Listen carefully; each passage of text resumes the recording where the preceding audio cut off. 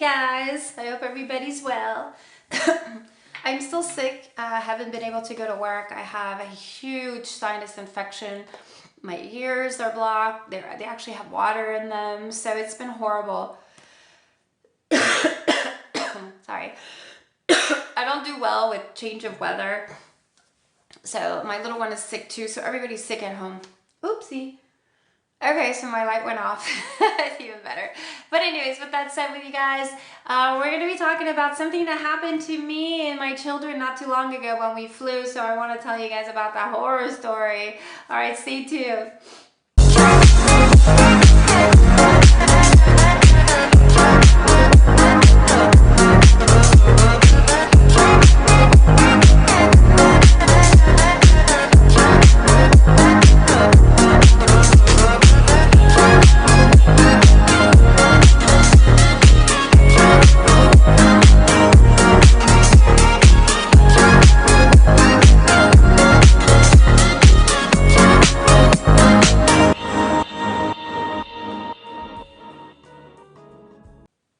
Alrighty guys, so you know when you fly, things happen, and I wanted to share this story with you guys because, you know, I like to do my, what is it, like Friday or Saturday weekends crazy stories, flight attendant crazy stories. So I think that's what I'm going to call it. Every Saturday I'm going to have some crazy story that happened while I was traveling, and I wanted to share that with you guys because it is insane. Okay, so we decided to go to California, my children and I. So there was four of us. I have three girls. So we decided, I'm going to post some pictures as I speak so you guys can get an idea. So we were excited. We went to LA. We spent 2 days there. My daughter had an audition. She booked a commercial. We were happy. We were celebrating. Everything was well. So we decided to head back home, and we took a flight back home on you know, I won't mention the airline because that's beside the point. And we were looking at, obviously we're on standby, but there was only, I mean, the flight was almost sold out. So we weren't sure if we were going to get on. Now, after waiting a full hour to see, you know, if we were going to get on, and there was 3 minutes before the door was going to close, and they were able to find 3 seats. Now, remember, we were 4. So thankfully, I was able to jump on the jump seat, which meant that my kids needed to be on their own. So that stressed me out a little bit because my youngest is 6. So I wasn't sure how she would react, but I was just hoping that she'd have a seat next to her older sister, who is 10. And I figured, you know, or if they can kind of stay together, it would be great. I don't know if you guys have ever traveled on standby. Standby means you're actually on standby waiting for the plane to fill up with everyone that paid their tickets. Now, whatever is remaining is the seat that they will assign to you. So when I'm on standby, I just wait and wait and wait until the door is almost about to close and they're about to push back, and they'll tell you, hey, we have 2 spots. They'll call my name, Shelly, and then they'll call Suzanne, and Suzanne and Shelly run, get their boarding tickets, boarding pass, I mean, and just kind of run into the plane, and everybody's seated. Everybody basically looks up at you, and they look at you as if you've been late. You're like the last one on board. How dare you? A lot of people don't like when you walk in late because they think that they've been waiting for you. They haven't, but they don't know that. So you basically come in and you have literally 200 eyes on you depending on which plane you're on. Some of them are giving you these dirty looks like, oh my gosh, this is why, because some people board literally 45 minutes prior to. So they've been sitting there waiting and they think you're the reason why they haven't taken off. They don't understand. Some of them have never flown, so they don't know, or they've flown, but they don't know what standby is all about. So you walk in and you get dirty looks and people are not happy with you. So, so this time I'm flying with my 3 children, and I'm just praying that everything works out fine. Now, okay, so we walk in, I walk in the plane, and I already knew that I was going to be on the jump seat. So I've explained to the kids real quick as we're running to the plane, because you got to run through that gateway in order to get into the plane. So they're waiting for you. Flight attendants are waiting for you because they're in a hurry. Everybody's in a hurry. When you're working, your time, you know, that plane needs to leave at a certain time, so you got to get moving. So we're the last one coming in. My kids walk in, I walk in. They literally like are ready to close the doors behind us. So I'm told that I'm gonna have the jump seat, which I already knew, but my kids, there's only 1 seat on the right side, maybe like 4 or 5 seats from the front, and the other seats would be in the total back, but there's 2 seats in the back. So I didn't want to put my youngest alone there, so I ended up putting my 9-year-old in the front, which was 5 feet away from me, since I'd be sitting at the jump seat and I could see the entire plane. My youngest, which is my 6-year-old, and my 10-year-old, which is my oldest, were going to be together, provided that the lady who was sitting in between them would want to move. Now, just picture this, you guys. The door is closing. We got to get seated. We get to the seat, but we don't see anyone in the middle, but we know that there's someone seated there because all of her stuff was there. She had gone to the bathroom. So I told the girls, I told my oldest, sit by the window, and then I told my youngest, why don't you sit by the aisle, and then mommy will sit on the jump seat and I'll keep an eye on you. As soon as the lady comes back, we're gonna have you seated together. So as I'm walking away, I see the lady from the bathroom coming in. And so I was able to turn around and ask her a question. And I said, hey, you know, these are my children. I'm going to be seated at the jump seat. We need to kind of leave. Do you mind if my child, my youngest, sits with her oldest sister? She turned around and replied, hell to the no. I paid for this seat. I got my middle seat for a reason. I am not moving. Is that clear? I was like in shock. Like it just took me off. I didn't know what to say. I'm like, first of all, I'm not on duty, and so I can't talk. You know, I can't make decisions for the people that are on duty, but at the same time, I just don't know what to say because I'm in shock. Like, how dare you? Like, she's just 6 years old. She's going to be seated alone. She's never flown alone before. Can she just sit next to her sister? So I've asked her politely again, and now the flight attendant got involved. The lead came, and then the other flight attendant came, and they were all staring in the situation because she made it clear that she was not going to move, and she said it really out loud. So we started talking to her in a nice way, and I asked her politely again. I said, she's afraid. She doesn't want to sit by the aisle alone. Do you mind if you could just move over for maybe just for takeoff, just to kind of make her feel better, and then once we're in the air, you can get your seat back. And she proceeded to tell me that she was not going to have a discussion with us anymore, that her seat was the middle seat, and that's where it ended. So she sat there, basically put her hat that she had on a little bit lower so she wouldn't have to see us anymore, and just didn't want to deal with us. So I was in shock. Now my little one started crying because the lady was so rude. And my oldest was just looking at me, and I had to comfort her, but we had to leave. I had to walk to my seat, which kind of like stressed me out even more. Now everybody is watching you as this is going on. So the stress of people watching, the stress of your child being alone, the stress of me being on the... And we had to go home, you guys. We really had to go home. We had something else going on the next day. So it's not like I could have just walked out and be like, we'll take the next one. Everything was booked for that day. We just got lucky to get on that flight. So I told my little one to hang in there. She's tough. Mommy's going to be watching her. I'm not going to be too far. I told my oldest to keep an eye on her constantly, even though she has to kind of do it over someone else. That is so weird.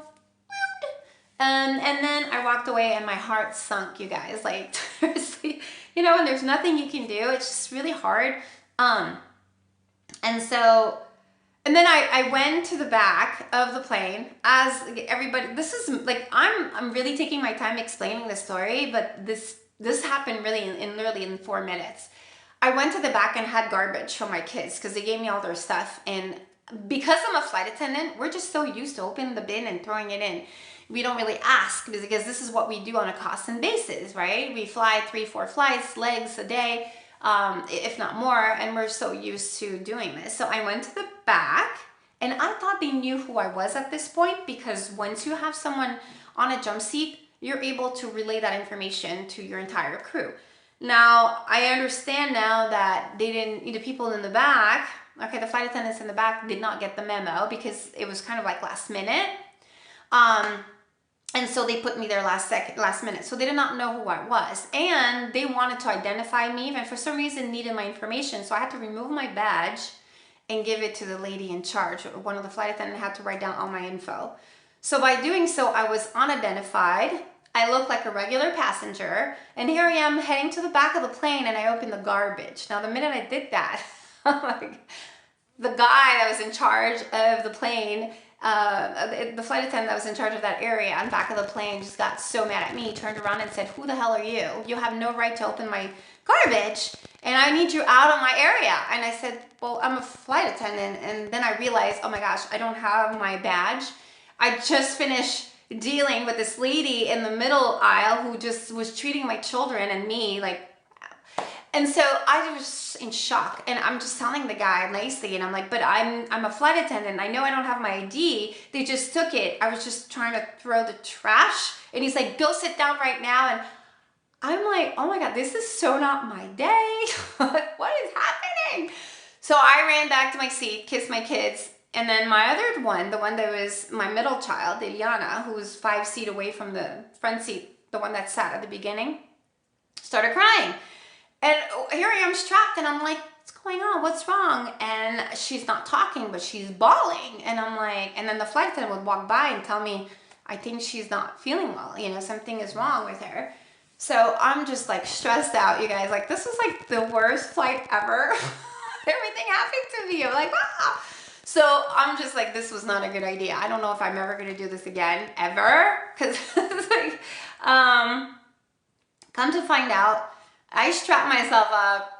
We have to go. So we're on the runway. We take off. I'm keeping an eye on everybody. You know, I'm trying to make sure everything's going to be okay. I'm thinking we're just taking off. It'll be fine.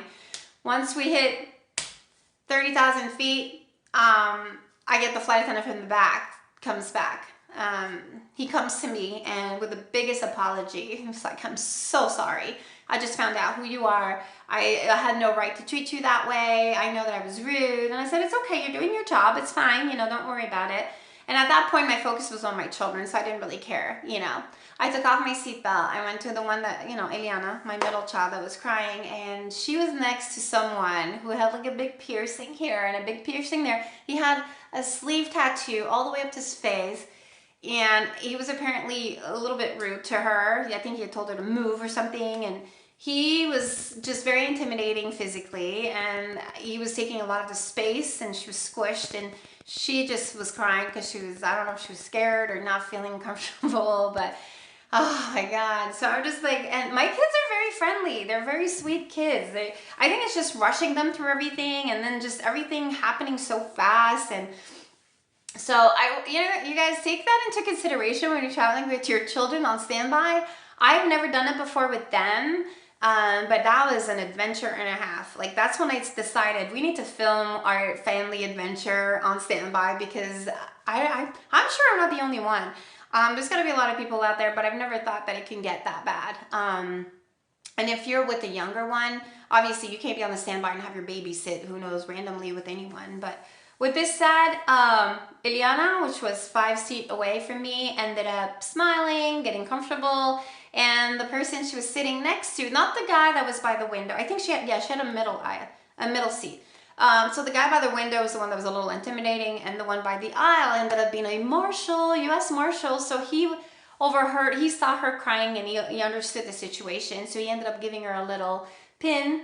Well, he gave it to me silently, so no one could see that, you know, because obviously they're flying incognito, they're protecting us. And so he ended up giving it to me to give to her. I did, and I kind of whispered in her ears that she's in good hands, you know, she's got someone that's going to look after her, that she, you know, he's like daddy, because daddy does the same kind of work. So so she felt more comfortable, and she started talking to him, and they hit it off. So she had a great flight.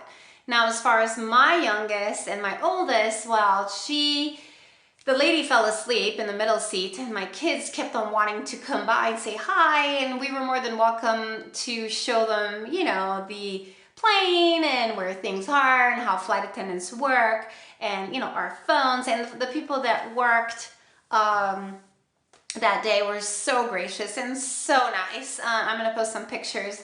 I had my kids try the microphone, and they were on the little screen, and they were trying little buttons to open the lights of the galley, and they were having so much fun, and that kind of gave them an insight of what we do as flight attendants. And so, and they felt so bad for everything that happened, that they ended up, you know, putting something together with snacks for the girls, and the girls have like the best flight, and I think they completely forgot everything that happened prior to that, which is wonderful. But other than that, that lady still stuck to her gun, was sitting in the middle. My oldest had to jump over her every time she needed to go to the bathroom or come to me, which I thought was just so unfair. I mean, you have to respect people's opinion and people's choices, and I understand she paid for that middle seat. But I mean, sometimes, just sometimes, I mean, I've done it so many times where I've moved seats for someone else just because I wanted the family to be together. But see, in this case, my kids were not even with their mom, you know? So the least she could have done is moved over. I want your thoughts on that, you guys. Did you think that she should have moved or just stayed there? And stuck to her guns because, hey, she paid for that seat. Now, it's not even an aisle seat or maybe a window seat. It's a middle seat. It's so uncomfortable. But she was really adamant about, this is my seat and that's where I stay. Now, with that said, the people around heard and volunteered their seats. They were so nice and gracious about, you know, wanting to be there for us. And I thought that was really nice of them. So there's some good souls and good people, and they kept on apologizing for her. They kept on saying, I'm so sorry you had to go through that. If she was, you know, if you need my seat, I would gladly give my seat to your children. They are so sweet. And my kids really go out of their way for everybody. They'll even ask, are you okay? Do you need some water? I'll go get you some water. That's the way I raise my children. And they didn't deserve that. I just felt really bad. But at the same time, you know, it shows them that you have to go with the punches. I mean, you need to, not everybody is, you know, amazing and loving, and, you know, everybody has their own character, and you have to just deal with it.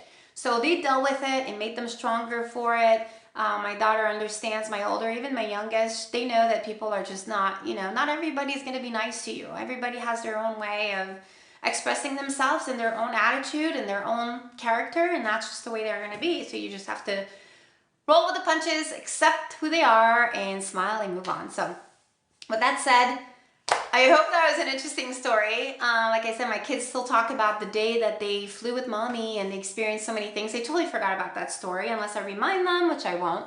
But otherwise, they can't wait to fly again. They know what standby means now, and they know what to expect. So if you guys ever travel with your family or your little ones, please be aware that that could be happening to you. And then you deal with all kinds of characters on a plane. They may not want to move, which is fine, and I respect that. But again, you know, you may come across some people that are not flexible, and so you have to kind of work with what you have. So I hope this was insightful. I hope you guys enjoyed this video, and let me know, you know, comment below. Let me know what you guys think of the story, all right? Love you guys. See you, and happy weekend. Bye.